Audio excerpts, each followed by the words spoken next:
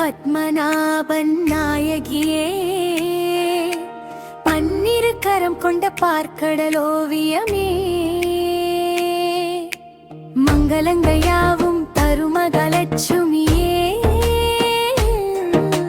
மனம் நிறைந்து நின்றாடும் மகாசக்தியே, தாமரை பூவில் அமர்ந்தவளே தாயே, தஞ்சம்